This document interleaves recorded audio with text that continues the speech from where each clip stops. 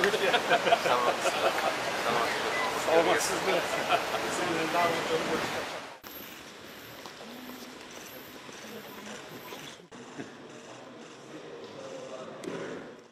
tudom, van-e más ország, ahova келгеніңізге үшін біз чоң разышылық. Ушу сіздің компанияңыз үшін біз үшін аябай көңілді жақсы.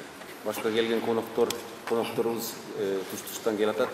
Біздің суверен көз қарандысыз өлкөлөрдүн чоңдорун біз чогултуп келдик.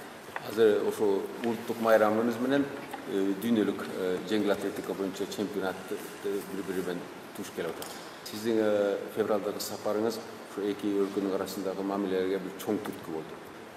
Эки элдин арасындагы мамилелердин бир чоң тоскоолу бар. Бул алыстык. Бирок ошо алыстыкка карабастан биздин иштерибиз жакшы жүрүп атат. Эң маанилүү нерсе эки борбор шаарыбызды байланыштырган бир рейсти ачышыбыз керек. Менин пикиримче эң маанилүү, эң маңыздуу алдыбыздагы тапшырма. Bir жаңы нерсе Кыргызстандын атуулдарына 2000 ашкан иш үчүн рухсат. Алар келип биздин өлкөбүзгө кош келди. Бакта иштешкенине биз тилектешпиз. Мажарстанга стипендия алып окуп аткан кыргыз студенттер да анда ашууда. Ошон үчүн биз ага сүйүнөбүз.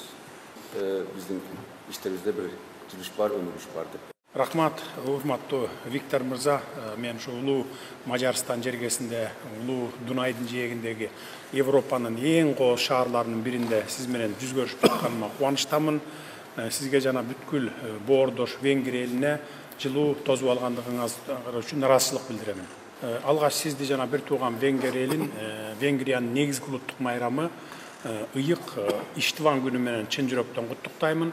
20 август Венгр мамлекетинин кылымдарды карыткан тарыхында бүгүнкү өлкөнү уникалдуу маданиятты Венгр элинин биримдигин жана тилектештигин чагылдырылган маанилүү дата деп билебиз.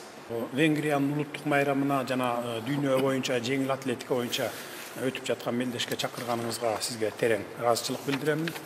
Борбордук Европада биринчи жолу өткөзүлүп жаткан бул жеңил атлетика боюнча дүйнөлүк мелдеш болсо, ушу сиздин жетекчилигиңиздин астында бир абдан жакшы мындай бир жакшы маанай менен өтөт деп ишенебиз. Ушул жылдын февраль айында мен ушул Венгрияга болгон сапарымды мындай жылуу сезимдер менен эстеймин.